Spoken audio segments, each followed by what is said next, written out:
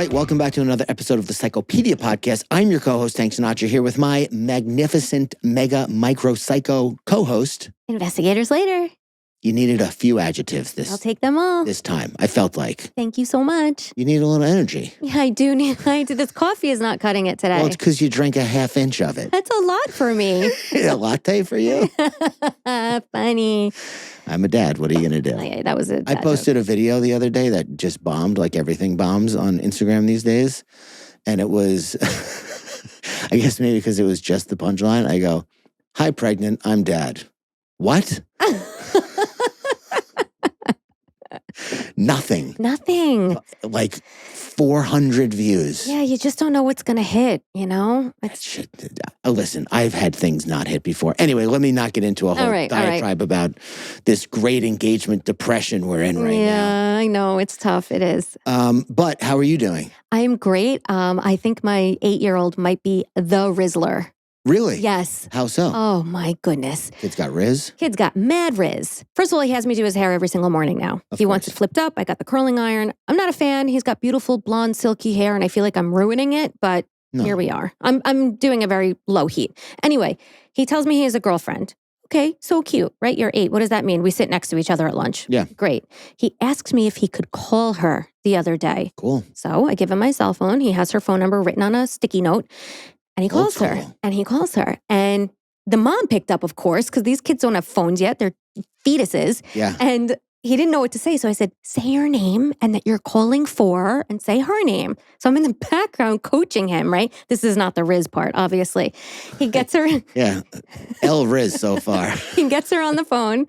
They're talking about how hard it is to be the younger sibling and all this stuff, right? They're really just like vibing. Then all of a sudden I hear him go, all right, I gotta go. I just, I got stuff to do. It was done. And then he goes, I love you.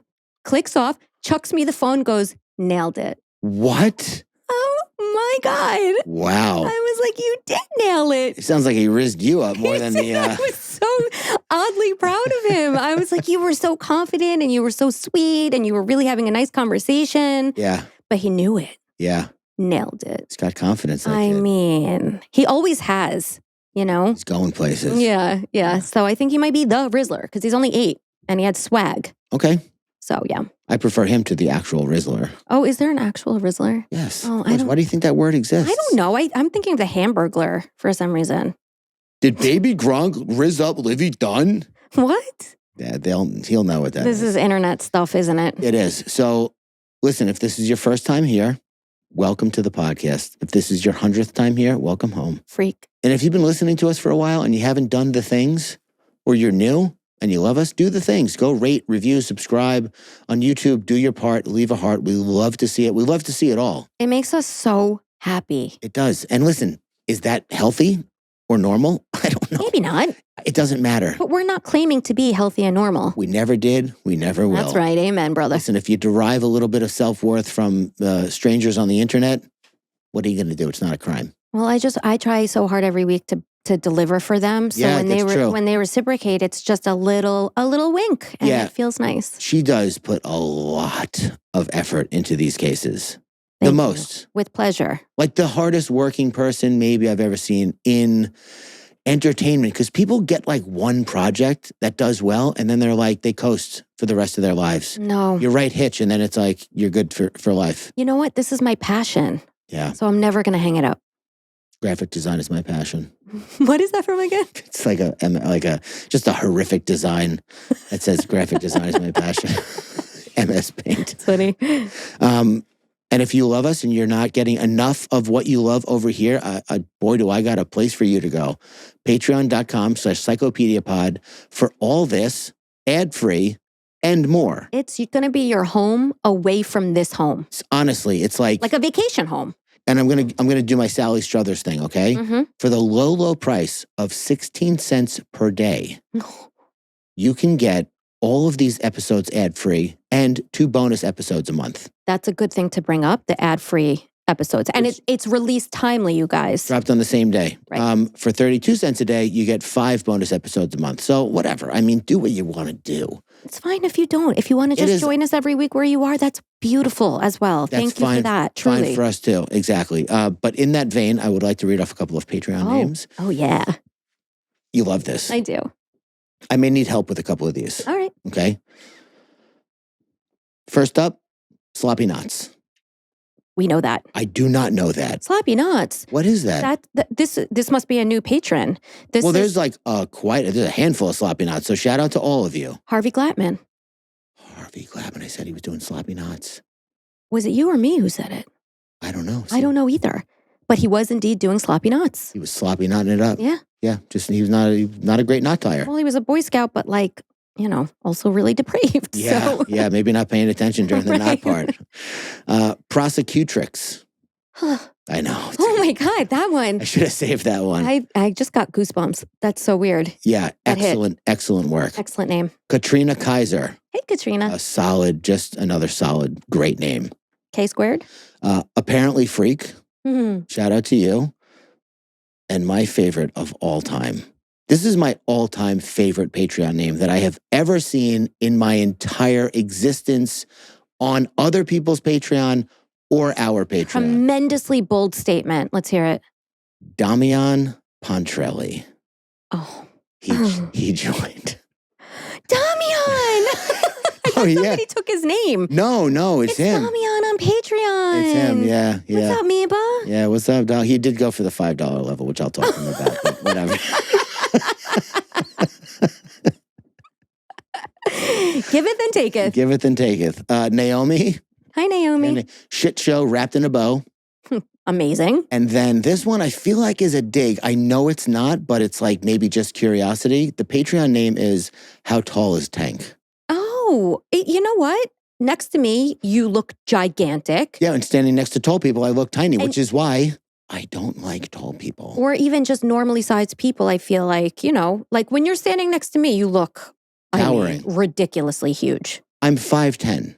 Which to me is ridiculously huge, by the way. It's the perfect height. If he does say so himself. I'm 4'11 3/4, in case anybody's wondering.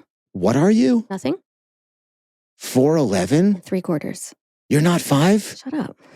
Are you not 5? Depends. If you're looking at my license, I'm 5. You're not into the 5? If you're asking me honestly. Oh my God. I'm 4'11 3/4. Wow. You were a small baby or what? I mean, I have a twin, so we were both I was just 5 pounds. My sister was a little bit under 5 pounds. So yeah, we were small. If you weren't twins together, you'd make one normal person. I'd be the size of an average gal. You'd be 8'10". Okay, well, without any further ado, because I really do want to hear about what you have for us today. You texted me yesterday and said you were maybe calling an audible. Did you call the audible and do the other case that you said you were going to do, or did you do the one that you had planned for today? I did the one that we have planned for today because it's haunting me. Okay. And I have to deliver it. It's a great reason to do it. So now I'm going to have it haunt everybody else. All right, very good. For that, I apologize, but let's go. He was always being seen, yet somehow invisible. A figure in the spotlight moving through life unnoticed. He didn't hide. If anything, he made himself impossible to ignore. His thoughts were repeatedly laid bare, his darkness broadcasted to the masses, his pain woven into every word, every video, every desperate attempt to be seen. Are you talking about me? And yet, no one truly looked. Maybe they dismissed it as theatrics, as creativity, as just another person venting into the void. Maybe they assumed someone else would step in, that the storm would pass, that his unraveling wasn't their concern.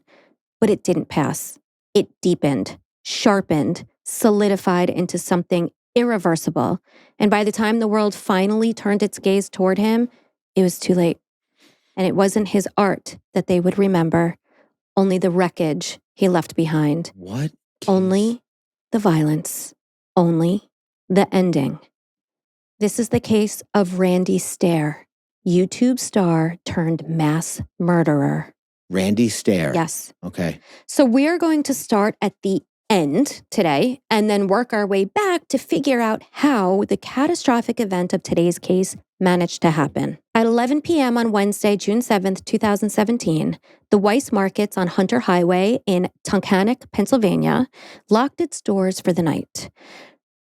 Tunkhannock, which I can't believe I put that in twice, a town of a town of 1,800 nestled in northeastern Pennsylvania, just outside Scranton, wasn't the kind of place where people expected violence. Isn't that where the paper company is? Yes, it is. Dunder Mifflin, yep. For nearly 25 years, Weis Markets had been more than just a grocery store. It was a familiar, unshaken part of the town's quiet rhythm. That night, after closing, a 5-person crew clocked in for the overnight shift. Victoria Brong, Brian Hayes, Terry Lee Sterling, Kristen Newell, and Randy Stair. At first, the shift unfolded like any other. Shelves were being stocked, boxes were being unpacked, and the fluorescent hum of the store filled the silence with routine familiarity. Until the stillness was replaced by something else entirely. At 12:44 a.m., now Thursday, June 8th, Kristen Newell, panicked and breathless, called 911 to report a shooting inside the store. When police arrived, they pushed through the doors and stepped into what had once been a quiet hometown supermarket, now the site of an unthinkable massacre. Victoria, Brian, and Terry were dead. Their torn apart bodies left sprawled in different areas of the store. And amongst the deceased was also Randy Stair, the gunman, who, after carrying out the attack, turned the weapon on himself. I'm not going to try and break down what psychological factors lead to the desire to die right after. It's less about their death and more about the havoc that they wreak. The scene clearly told a gruesome story to investigators in terms of what happened, where, and how, but the why remained a chilling mystery. Why was a 24-year-old man driven to methodically slaughter 3 coworkers before turning the gun on himself? To find answers, investigators had to go deeper, and so do we. So, let's now start at the beginning. Randy Robert Stair was born on September 17, 1992, to Robert and Lori Ann Stair and grew up in Dallas, Pennsylvania with his younger brother, Jeremy. Randy had always been an extremely shy child who struggled to find his place socially. More than just introverted, Randy's social discomfort ran much deeper. It was a lingering sense of disconnection, an unshakable feeling that he just did not belong. Randy felt unmoored and perpetually disconnected, as if he existed on the fringes of where he was truly meant to be. Unmoored, it's a great word. Around middle school, deep cracks in Randy's mental health began to show. His writing grew darker and often centered on themes of death and horrific incidents where characters met violent, fatal ends. But his teachers overlooked the signs and dismissed his stories as a dark version of creativity rather than warning signs of a troubled mind. No one, neither his teachers nor his parents, questioned his growing fixation. Not when he wrote about suffering, not when his characters met gruesome fates, and not when death became the common thread in everything that he created, which by 2008, at 15 years old, included his newest passion, making videos. Through making YouTube videos, Randy finally had a world that he could control, a place where he wasn't just another invisible outsider, but the creator, the storyteller, the one pulling the strings and shaping reality instead of feeling lost within it. Pop quiz. All right. According to a 2011 study published in the National Library of Medicine titled Children's Perceptions of Parental Emotional Neglect and Control and Psychopathology, okay.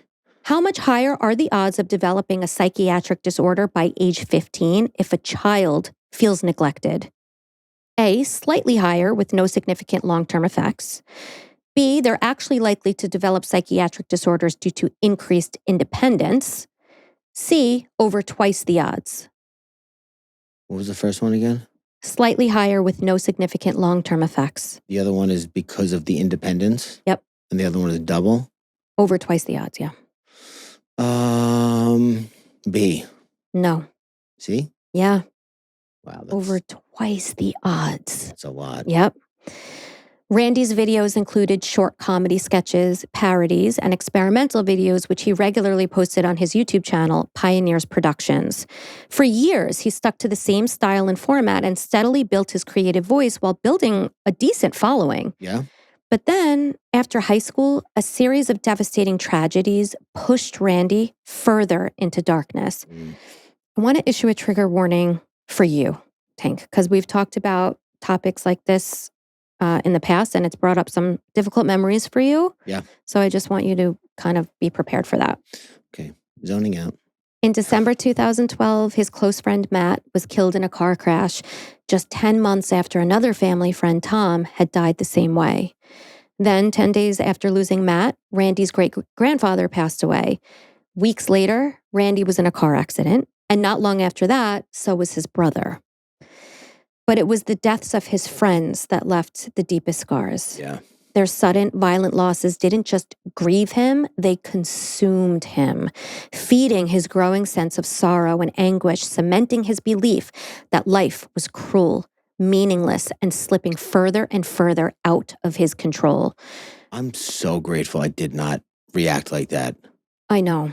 Like, honestly, my friend Mike Patrici, that was the biggest one. Yeah. My grandmother, I was very sad, but it was kind of like we were not hoping for, but it was like she had dementia for 6 years. So it was just like, okay, whenever you're ready, like we're not looking forward to it, but we will part ways with you. Right. That one just like really, like I fell down on the floor. Oh. I had just gotten back from vacation too. And remind us how old you were? 23. Yeah. Yeah. You were older than Randy was at this point, but still so young. Yeah, a friend. Friends, like I had plenty of family members pass away, aunts, uncles, cousins, whatever, grandmother, but I think immediate family and friends hit different. Yeah. Well, to that point, reflecting on his grief, Randy once said, quote, "Tom's death sucked the life out of me. Matt's death killed me."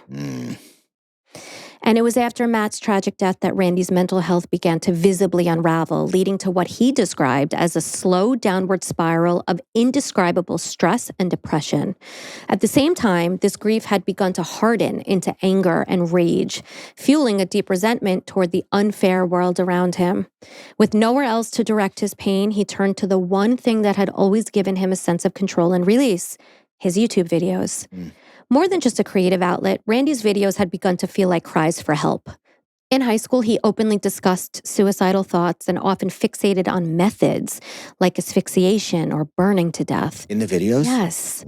During a family trip to New York, Randy even seriously debated on camera whether or not he should end his life by jumping from a skyscraper. By this point, Randy was working at Weis Markets, where his father was a manager.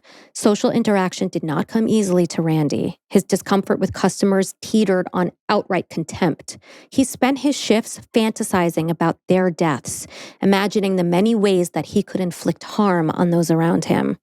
His thoughts of suicide grew more persistent as well, and his hatred toward the world reached a boiling point. Amidst this escalating darkness, Randy created and shared a bizarre, disturbing video series on his YouTube channel. The first video, titled Amnesia Rape, featured him being knocked unconscious and violently assaulted by stuffed animals, a nightmarish blend of absurdity and deeply unsettling imagery. The second video, called The Surge to Remember, depicted Randy with a rope around his neck chasing down a toy frog who was a recurring character in his videos, as the frog stole a copy of a song performed by his latest obsession, who we're going to talk about in great depth in 15 seconds. Okay. In this video, Randy awakens from a dream, only to find himself holding a bloodied knife over his own torso with his mouth smeared with blood, a visual that blurred the line between fantasy, self-harm, and something far more ominous. Can I ask you one question? Yeah. I know we're about to switch. When were these videos being posted? Do you know that? From about 2014-ish until 2017 is when he was creating this content. I'm asking because I'm looking at it from the perspective of community guidelines of YouTube, which at that point, I think it wasn't straight up live leak, which is like a website that you can go on and just see people like being decapitated. Oh my God. It's horrible. It's absolutely awful. But YouTube, I believe in like 2009 when I was in California, that's when the journalist got decapitated by ISIS. That was on YouTube. My goodness. Yeah, now it's obviously much different. We even have to be careful with like the thumbnail picture and what is said in just the thumbnail picture, you know? And in the last public video in that series that Randy posted, the grand finale titled Extinction, Randy is shown being sexually assaulted by a whale-stuffed animal, after which he slaughters and mutilates both the whale and the frog, who I mentioned a second ago, portraying loads of gory blood splattering all over the place. Was it a beluga whale? It was not. Okay, good. I think it was a killer whale or an orca. Those are the same thing. Great. Then it was definitely that. Very good. 2 additional videos were made, though never actually posted, which reportedly were titled Resurrection and Absolution, in which Randy was depicted blowing his brains out. Ugh. Now, in the 3rd and final episode of that series, a new character appears for the first time, one who would become central to Randy Stair's growing obsession. The figure flickers in and out of the frame, a presence both subtle and significant. Pop quiz. Who appeared in the final episode of the series and later had a profound impact on Randy Stair? Okay. A Nickelodeon cartoon character named Ember McLean. B, Randy's pet python, Sir Hiss-a-Lot. C, Randy's deceased friend, Matt. Matt. No. I went dark with that one. You did. See? Sir Hiss-a-Lot? No, I made that up. Wow. A. Yes. It was A. Wow, very good. Nailed it. The character was Ember McLean, a villain from a show called Danny Phantom, right? Do you know that show? No. It's a Nickelodeon show about a teenage boy who gains ghost powers after an accident in his parents' lab. As Danny Phantom, he battles supernatural threats while navigating the struggles of high school and adolescence. For Randy, however, Ember McLean wasn't just another cartoon character. She had become something so much more personal. So much so that by 2014, he completely shifted his YouTube content so that he could dedicate himself entirely to creating an animated series called Ember's Ghost Squad, or EGS, Wow. a world where his darkest thoughts, fantasies, and identity struggles would take center stage, along with his obsession, Ember McLean.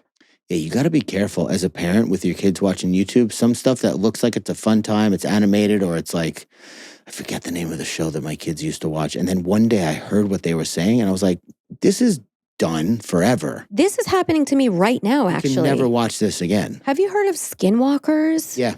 You know what it is? Yeah. So my little one has been watching it, which I didn't realize because he doesn't react when he's actually watching it. He's been in bed with me every single night. Yeah, my kids would say the same thing. I'm not scared. And then it's like, can you walk me to the bathroom? Bro, Exactly. You're 9. Right. The bathroom's 12 feet away. He's literally been in bed with us. Like, Jessica got my older son a skinwalker costume for Halloween once. Didn't I tell you about yes. this kid? He put it on, looked at himself in the mirror, screamed, Yeah. ripped it off, made Jessica pray over it, and then threw it in the trash. Unbelievable. Yeah. What was she, like, exorcising the demon out of it? I don't know, but big tough guy made exactly. it nowhere. Nowhere. Right. That's like my little one. Yeah. So here's a little background info on the character Ember McLean. According to her fandom page, she had once been an unpopular high school girl with dreams of becoming a rock star, but after dying in a fire, she returned as a ghost with the ability to hypnotize and control young people. That's why her name is Ember. Right. Okay. Randy became so fascinated with her character that he built an entirely new story around her. I think I said that weird. No, you didn't. But you know what? One of my favorite things to do is to get into not the lead character of something, but like some like obscure side character. Yeah. Yeah. The devil's in the details. A lot of times, like the most interesting characters are the ones that are not in the spotlight. Yeah. God is in the details too, though. So that's the phrase I like. Oh. You're just darker. I just be like that. Yin yang, baby. I'm built like that. Yin yang. That's right. For You're Ember's, built like a shit brick house. Nobody's gonna get that. She's a shit brick house. Let's get Anna Let it something. I make up my own versions of music. Yeah. For Ember's Ghost Squad, the animated series that Randy created. He collaborated with animators and voice actors to build a fantasy world populated by an all-female cast of ghost characters, including original figures like Mackenzie West and Rachel Shadows. Among them was also a character named Andrew Blaze, who was female, just with a male name, that Randy not only voiced, but began to identify with on a very deeply personal level. Over time, Andrew Blaze was no longer just a role. She became Randy's true self. Reflecting on this transformation, he later wrote, and you're going to find out where he was writing all of this, quote, "In reality, I've been a trapped soul who's been forever searching to rediscover herself. You did not misread that. I said herself. Andrew Blaze is not a persona nor a character. It's who I truly am." Because during this time, Randy began to openly grapple with gender identity, documenting his thoughts extensively in his journal. He didn't just identify as female, he developed an intense hatred towards all men, whom he described as disgusting. Misandry. Yes.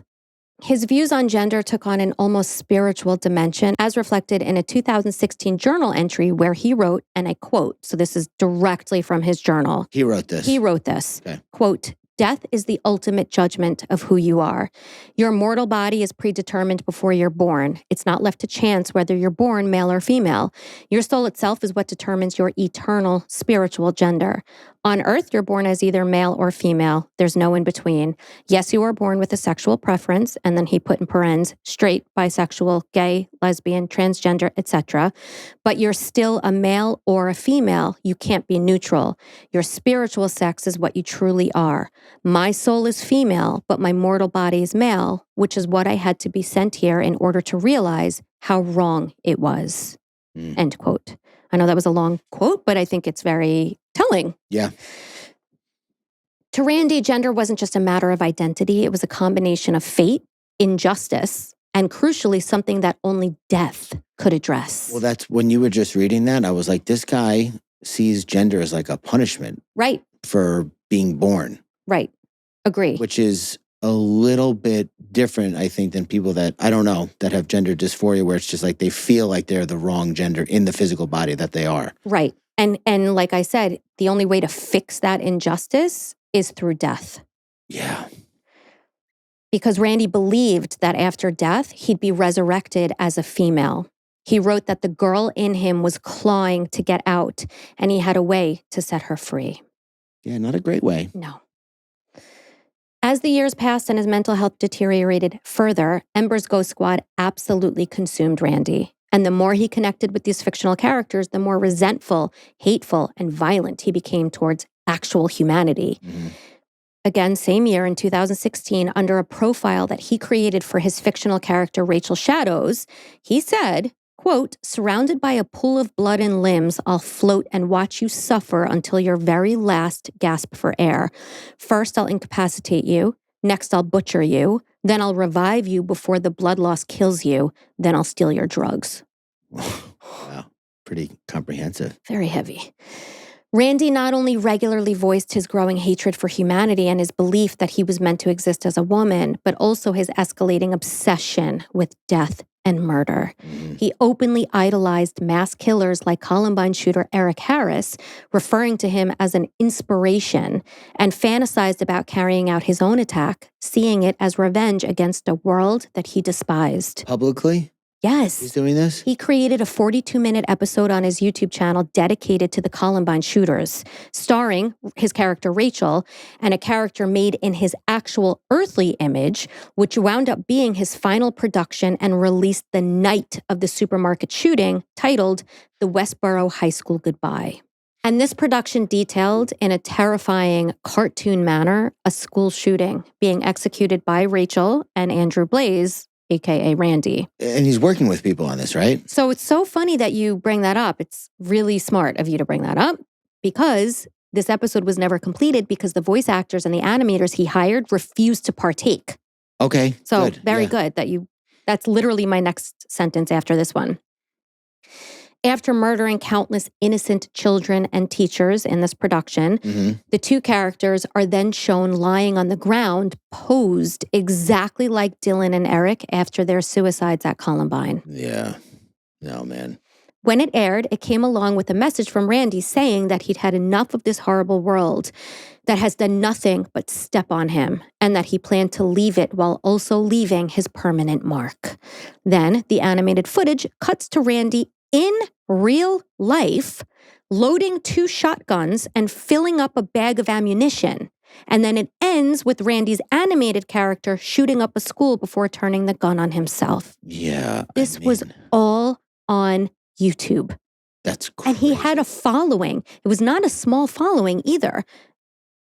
In the quarter century since the Columbine shooting, the fan club subculture around Columbine has only been increasing. So fucked.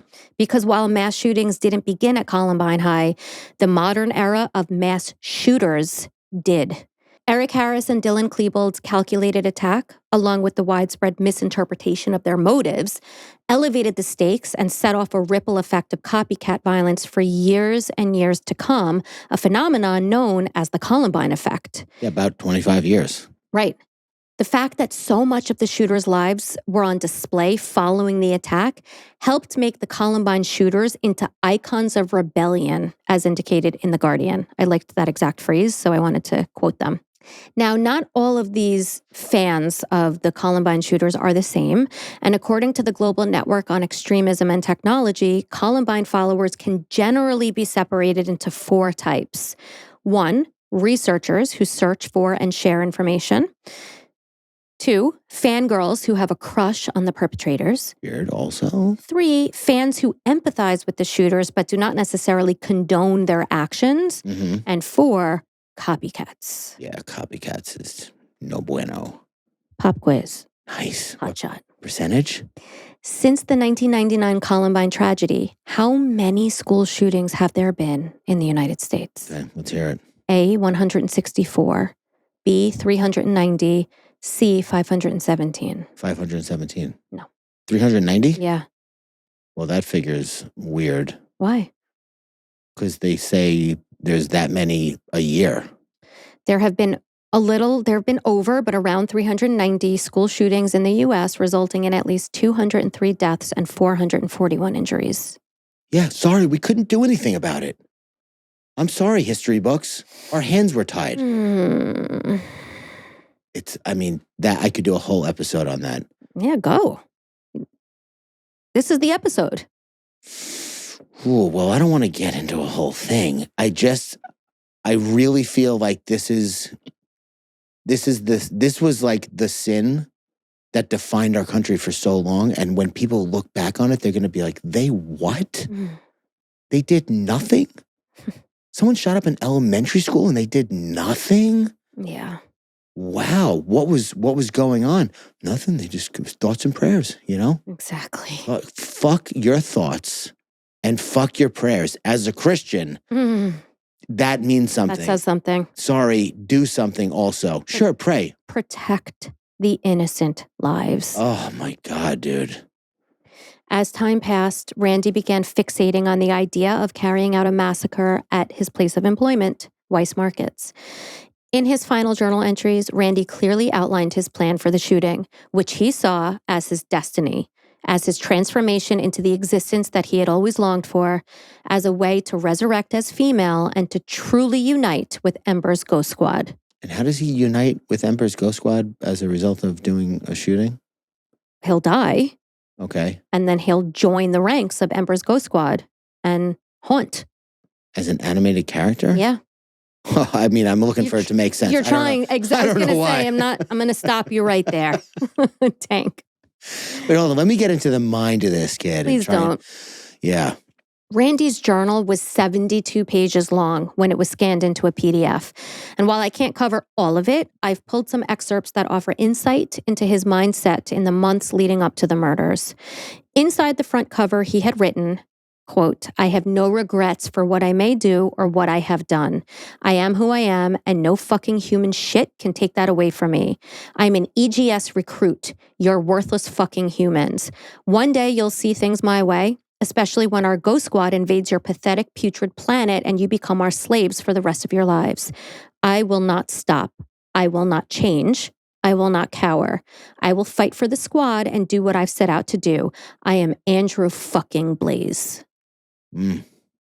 He wrote about how much he hated life and how he saw it, like you mentioned earlier, as a punishment. He said, "Every night gets harder and harder. I can't get death off my mind. It's on my mind at least 14 out of 18 hours of my night. I can't stop envisioning myself in the ghost squad, being one of them, being happy, killing humans after returning from the grave, manipulating and seducing humans with my feminine charm, and then brutally attacking and killing them with a huge grin on my face.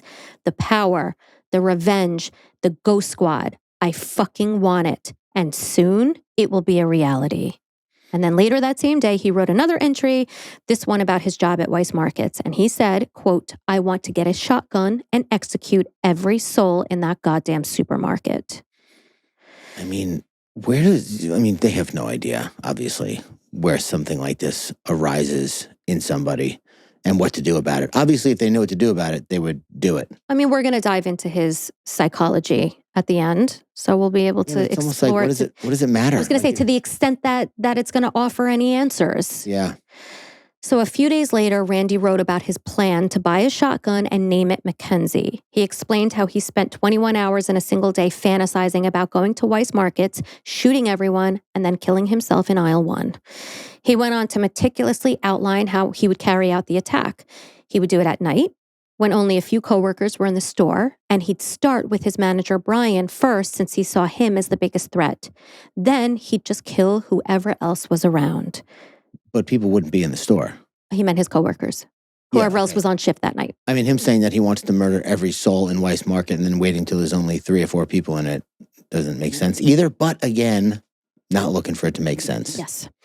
Pop quiz. Okay. What is the median age of mass shooters in the United States? Mass shooters or school shooters? Mass shooters. Okay. Keep in mind, he's not a school shooter. He was very much inspired by school shooters. He made an animated series depicting a school shooting. I think mass shooters was the number that I was talking about before. That makes sense. They started, if there was a gang fight at a mall, they started counting that as a mass shooting because there was people around. The numbers, every number could be a mass shooting if it's around people. Right. Okay. Pop quiz, okay? Pop quiz. I'll say it again. What is the median age of mass shooters in the U.S.? Okay. A, 19. Mm-hmm. B, 25. C, 31. D, 41. Whoa. 19, 25, 29? 31, 41. Oh, my goodness. Okay. Median? Yes. I forget what that means. I know mean and median are different, but whatever. I'm not a fucking scientist. Just pick a number and let's move on. 25. No. Of course not. 31. Yeah, 31. I was surprised. I actually thought it was low 20s. I guess, that was Randy Stair's age, but I just also thought that. Yeah.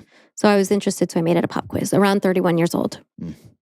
Over the next 6 weeks, Randy continued working through the details, whether he'd go into the market for his shift as if everything was normal and commit the murders around his 1 a.m. break, whether he'd arrive a few minutes before his shift, walk in and open fire, or whether he'd skip going to the market altogether and kill himself in his room, quote, with his girls.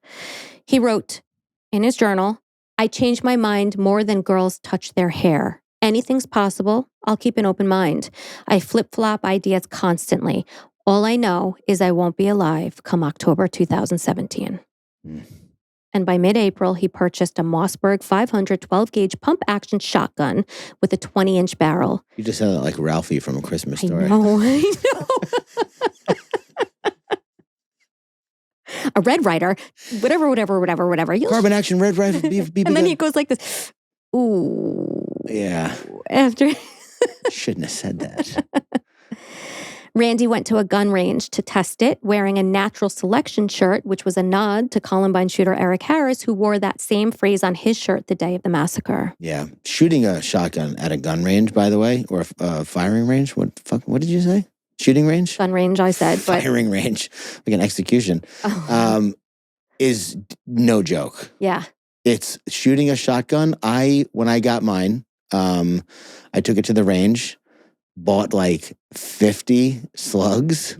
2 shots later. 7 or 8, and I was like, okay, I get it. Oh my God. So I shot something extremely powerful, which I can't remember now what it was when I was in Las Vegas with firefighter Dave. Oh yeah, they do. It's different out there. You can shoot a machine gun. My goodness. So the man who worked there, who was in like full fatigues, stood behind me and like was like a wall because he knew once I shot it, I was going to absolutely fly backwards. Of course. Which is what happened. But also, you would fly back from a water gun, right? Be careful, because what I was about to say was I hit the target dead center. A super soaker would send you into space. All right. I'm getting no credit for my excellent shooting capabilities here. So you shot the gun and hit it dead center on the bullseye. Yes. Ask firefighter Dave. I have a picture of it. Wow.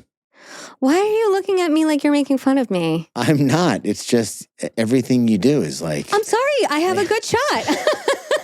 I mean, I guess if you inherited your dad's aim. Exactly. No shit, though. Yeah. Whatever. I feel like I'll just start putting myself down. Maybe you'll believe me more. Well, it would be a change of pace.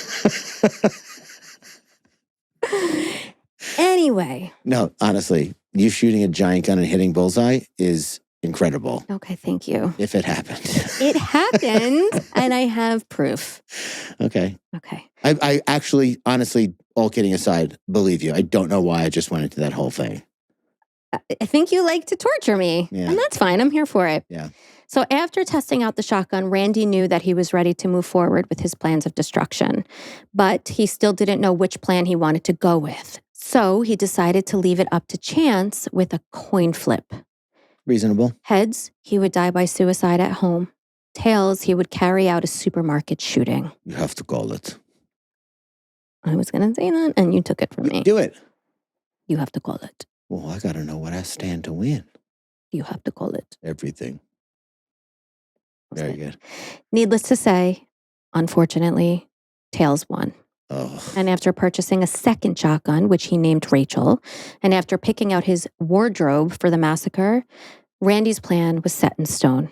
His wardrobe included "It's Our Time to Rise" white t-shirt with black sleeves, so it said "It's Our Time to Rise," black Neff beanie, black work pants, black EGS/Pioneers Productions wristband, purple panties, a black bra, and black ember face paint around his eyes.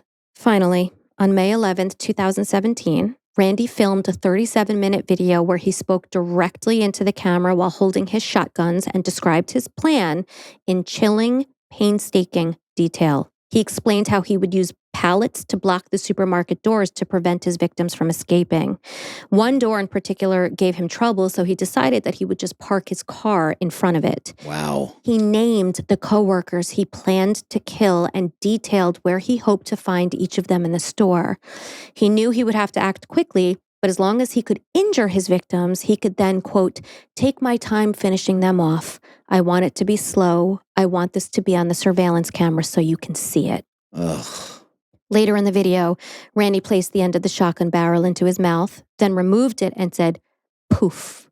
Just like that, it's over. At the end of the video, he paused, reflecting on what was about to happen. He said people would ask how they could prevent something like this from happening in the future. And to that, Randy said, "The answer is, you can't prevent it. You can only endure it." Yeah, oh my God. Pretty accurate, though. I mean, maybe we can try a little harder to prevent it. There's this theory that we, Homo sapiens, have you heard this? That like the reason we're so violent and aggressive is because that's how we survived. Sure, yeah. There was like 6 or 7 other, there was Homo erectus, Homo Neanderthal, a couple of, that's how you say it. I know. What do you want me to do about it? But we to aggress against each other, though, would be counter to that theory, no? Aggression is aggression. They still. I guess there's nobody. Well, no, you can aggress against animals, but you can people in their own families other each other. That's true. You know what I mean? Yeah, you're right. So the aggression and the violence is like part and parcel of our DNA. So how do you prevent it? I don't know. You lock everybody in a cage? Well, in this case, you see the warning signs and you don't sleep on them. That is absolutely true. Right? Yeah. Ignoring these signs, though, is reminiscent to me of that feeling of judgment or disgust, whatever you want to call it, when people hear about somebody walking past a dead body on the street in New York or San Francisco or wherever. There's tons and tons and tons of homeless people who are on drugs and high. It's like, you don't know. You have no idea. So like this tweet from him, I'll be dead by the end of next week, was probably just par for the course for him. Yeah, I guess so, but it's very... if the course is consistently disturbing and threatening public safety. Well, the problem is the only people who are seeing it like it. Good point. They're into that kind of thing. They're following him. And I guarantee you none of them thought any of it was real. Right, because he was this sort of macabre video creator. That's what I'm saying. Like, it's easy to miss the warning signs and brush them off as not normal, but like normal for him. Right. On May 31st, Randy posted on his Andrew Blaze Twitter account, "I'm going to be dead by the end of next week." Unfortunately, none of his 200 or so followers reported the tweet or any of his other posts to the police.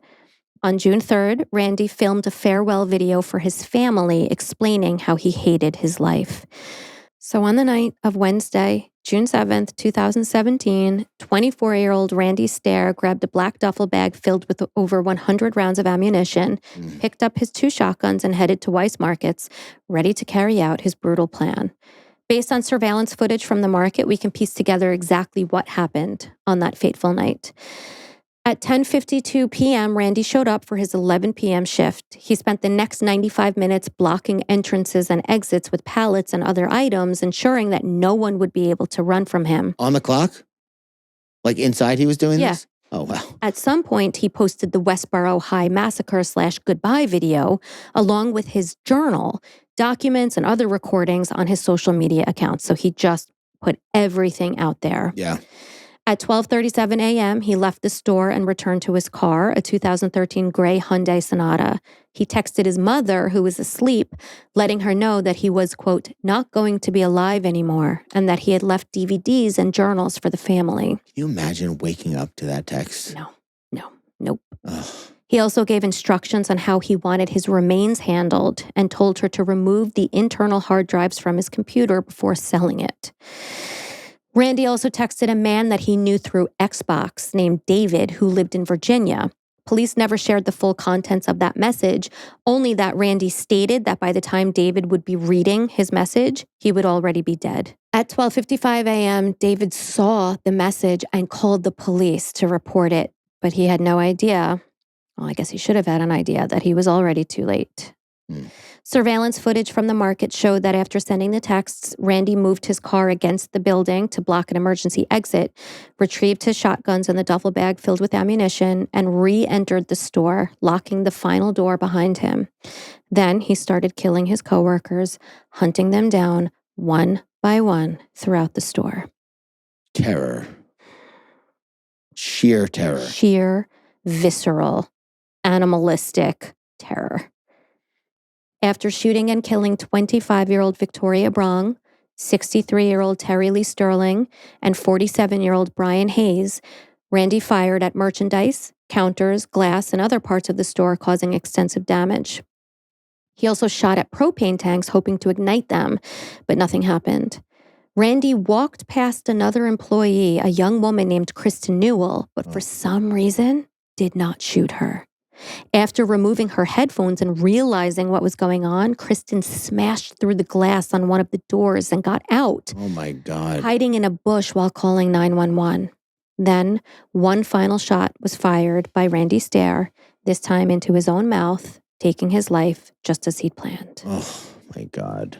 Macabre. In total, Randy fired 59 shots that night, using just one of the 2 weapons that he brought with him. His autopsy report revealed that he'd taken 3 times the recommended dose of Benadryl before his death. I've seen his autopsy report, which was conducted at the Northeast Forensic Center in Dunmore, Pennsylvania. At the time of his death, Randy was wearing a bra and panties and had shaved off all of his body hair. The bullet entered his upper mid-jaw and exited his skull in a 5x4 wound, leading to excessive loss of brain. Oh my God. Bringing 2 guns is like... One was backup, he said, in case the first one malfunctioned. Yeah, that's like me bringing 2 cans of shaving cream when I go away because I'm scared. One's like, what's the point? Why'd you bring 2? You're never going to use. Well, I pack like 30 pairs of underwear when I'm going away for 2 days. Yeah. So because what if? So I saw a meme about that. What if I shit myself 10 times a day? Yeah. For 2 days straight. It's not out of the realm of possibility. Exactly. Randy's family fully cooperated with police, who obtained a warrant to search. Can't believe I was able to move on so quickly to begin with. You're sick, yeah. You're sick. Randy's family fully cooperated with police, who obtained a warrant to search Randy's home. As evidence, they seized a number of items, including Randy's drawings, cartoons, external hard drives, and computer. They also uncovered 7 boxes of 12-gauge shotgun ammo. Wow. Over-prepare much? After reviewing the evidence, police came to one conclusion. Randy committed the mass murder for one reason. He was mentally ill. Yeah. That's what it states. Which brings us to this important discussion point. How could someone so visible have gone so completely unnoticed? Because honestly, it seems like Randy was in fact right about one thing. Nobody was paying attention to him, and in life, it was as if he was already dead. Yeah. Despite his increasingly dark thoughts, disturbing creative work, and openly expressed struggles, no one truly noticed, or if they did, they chose to look away. He wasn't just slipping through the cracks, he was screaming into the void, and the world kept moving, indifferent to his existence. Well, that's what I was thinking. This kid is crying out for help every second of every day, and nobody... His teachers continued to grade his graphic, violent, and deeply disturbing pieces of writings as if they were just another routine assignment, never questioning the darkness that bled through his words. I started listening to Long Island hardcore music, and my social studies teacher called home because she was worried about me. Really? Yeah. Who was your social studies teacher? Miss Doherty. I had Miss Doherty. She was concerned. Good for Miss D. She was so chill. Oh my God. Right? Yeah. In a journal entry dated January 28th, 2017, just 5 months before the massacre, Randy once again fixated on a thought that echoed throughout his writing. How had no one, not even his own mother, noticed his unraveling? And I'm not trying to blame. I'm really not.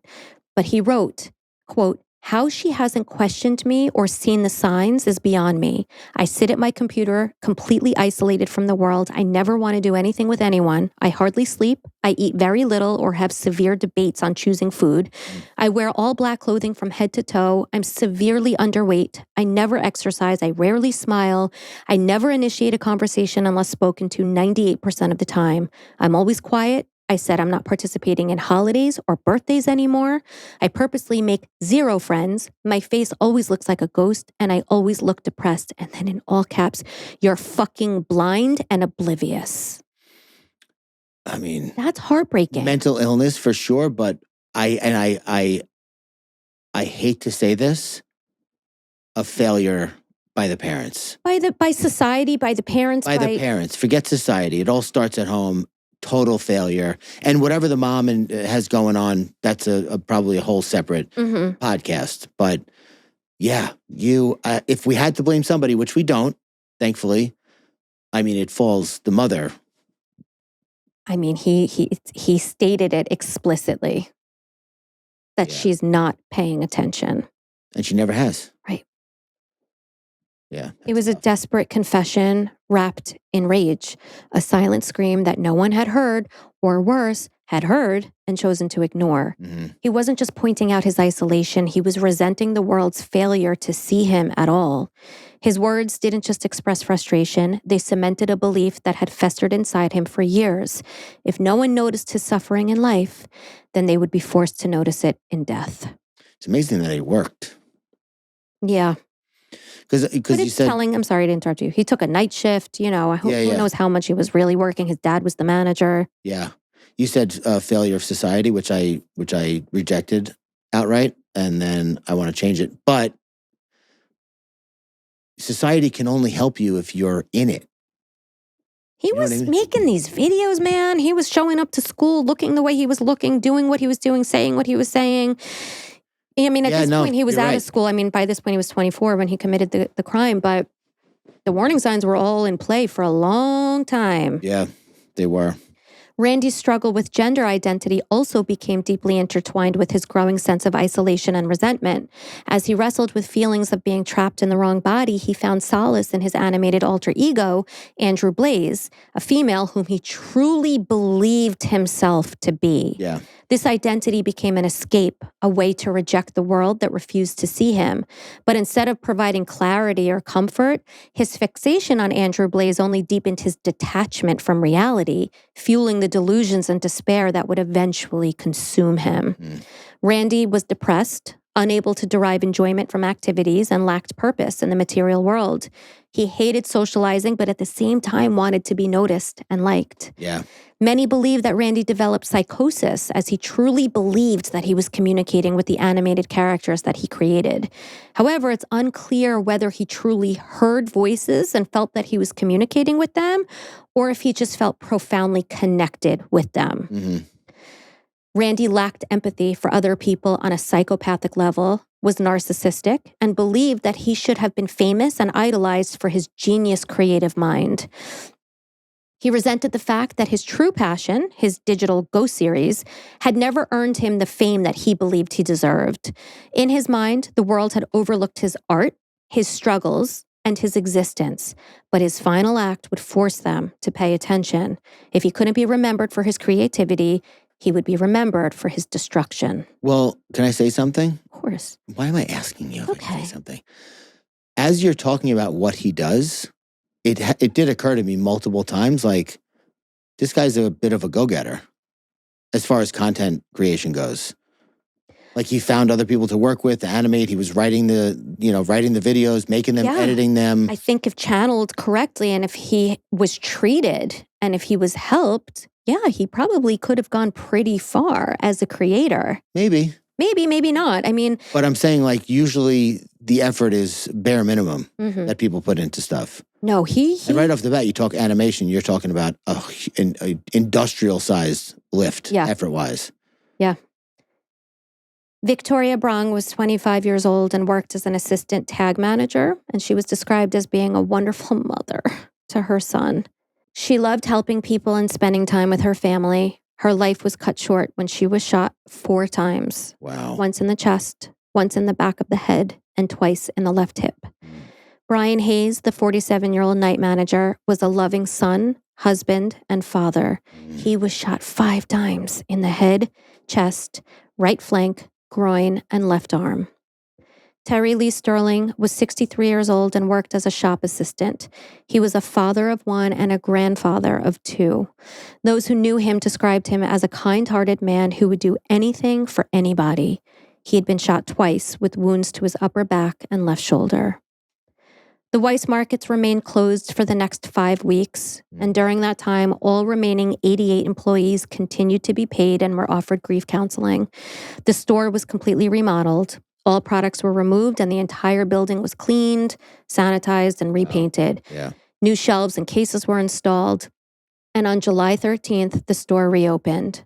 All 88 Weis employees returned to work, including Kristen, who survived the shooting. Oh, my God. This unbelievable tragedy isn't just about the horrific violence of Randy Stair, but the years of silent suffering that led him there. Because pain ignored is not pain erased. It lingers, it warps, and if left unchecked, it can destroy. Yeah. And that's the case. Of Randy Stair. Yeah. Wow. That was fascinating. Intense. Riveting. Wow, that's a good word. Yeah. I was riveted. Great. Like a pair of jeans. Pair of jeans are riveting? Yeah, they got rivets on them. Oh, okay. So they can hold the hammers. Oh, interesting. For gold mining. I live in sweatpants, so. Yeah. Do you have a Tanks Titty for us today? Of course I do. Can you please deliver it hard? So you know how I feel. First of all, when we went to Utah, I sent my friend Sean a video of us out there. I was like, hey, bro, wish you were here. Please don't get mad at me for saying that because he's been doing that ever since I told him about You told him? Oh, yeah. Oh, my God. I tell him everything. You got a kick out of it. Yeah. He was happy to be a facilitator of love and compassion. No, just like my heart softening. Oh. But But, okay, so I'm back on my bullshit. And you like busy questions, busy stuff. I don't like it. I don't like people talking for no reason. Okay, so hear me out. Hear me out. Let's say a coworker, right, comes in to your job and you're there and you're eating lunch. You eat the same lunch every day and they dissect your lunch. What do you got today? Chicken? Yeah, bro, I got chicken just like every other fucking day. Yeah. What do you got there? Rice? Yeah, just like every other day. And then they go through everything, okay? Mm-hmm. And you would say, what? It's just a way for them to open conversation. They maybe don't have the tools to do it better. Thumbs down. Maybe they're doing the best they can with the conversational tools they have. Don't ask me, if you want to connect with me, don't ask me what I'm eating for lunch. Ask me how my day was or how my life is. Can I say something? Yes. Maybe they like when somebody comments on their food or whatever. That's impossible. No, it isn't. Yes, it is. You don't like it, but that's not true for everyone else. Have you ever experienced it? Let me tell you something. When you were in Utah, I very badly wanted to say, how's Jay doing? Yeah. Because I like Jay and I haven't seen him in a while. Yeah. But I was afraid to text you. That's a you problem. No, it isn't. It is. Sir. It is. I was afraid to ask you how Jay, how are you? How are you? Jay's amazing. I wish I knew that when you were in Utah. Well, you could have asked. I couldn't. That's the thing. No, you could have. You chose not to because of a preconceived notion of how you thought I was going to react. You asking me how the wedding was, all good. I'm going to tell you how it was. Was it fun? Yeah, it was fun. Good food, whatever. You making, which you don't do, inane commentary on something that is painfully obvious is not taking an interest in my life. I reject that idea. Listen. Yes. Is it lazy conversation? Yes. Is it somebody not genuinely being interested in you? Yes. I don't think so. I think it could be, but I don't think it's a blanket statement for everyone. I mean, we know about blanket statements. Yeah. Yeah. I'm not saying it's a blanket statement, but I am saying don't ask me about the ingredients of my Tupperware or my glass. Ask me how my day was or how my day is or what's something interesting that happened over the weekend. Get specific. Think harder. But not too specific because it might be annoying. So lazy thinking, lazy talking, lazy conversation skills, whatever, you can have them. I don't have to like them. Very true. Yeah, you can have them. I just don't have to be impressed. No, wow. But you did make a judgment a little bit. You said you're not really interested in me. Yes. I don't agree. You don't know their intention. They just suck at making conversation, maybe. Maybe feel for them. Yeah, I don't know. No. I'm talking about someone who does it all the time, by the way. Not somebody who just comes over and says, oh, what do you got for lunch today? Like they know what you have for lunch because you've had it every day for the last 6 months and they've been doing it for 6 months. You would crumble under the pressure. What do you mean? You'd make it 3 days of somebody doing that to you before and what would I do? Yeah, bro, chicken. It's fucking chicken every single day with rice every fucking day. Why are you doing this to me? No, That's you know what I would would do. probably say if it was really annoying me? Yeah. I'd probably say something like, what do you think it is? Yeah. And then they would probably say chicken and I'd be like, so why'd you ask? Yeah, exactly. Even more cutting than Exactly. mine. Yeah, more hurtful. Yeah, exactly. You'd stab him in the front, I'd stab him in the back. I do want to thank you for doing all that hard work and presenting it in a truly beautiful format. That means a lot to me. Thank you. Can I ask you a question? Yeah. Publicly? I don't know. I'm scared. You have a weird look. What? Fucking stick to it. Okay? Honestly, it's like a tragedy at this point that we do not have a book in the works, at least. Can we get moving on it? Yeah. Okay. This is what we need to do real quick. We have a designated recording day. Let's make a designated book day. It's the only way. It's got to be calendared in. Okay. Oh, that was easy. I was ready to make my case. I agree. Great. I agree. No, there's nothing. If I forget everything. Yeah, okay. Yeah, it's got to be calendared in. Let's go. Which I didn't know calendar was a verb, but I like it. It is now. All right. Well, thank you for that, Titty, and that riveting conversation. If jeans, Levi's, whatever, man. Let me get my gold out of that water, dog. If you made it this far, you're a freak. You a real one. But you're our type of freak, and you're our type of real one, and we appreciate you sticking it out this long with us. I can't speak anymore. So I'm just going to say thank you for listening, and we'll see you guys at the next episode. Thanks for listening. Bye. Bye.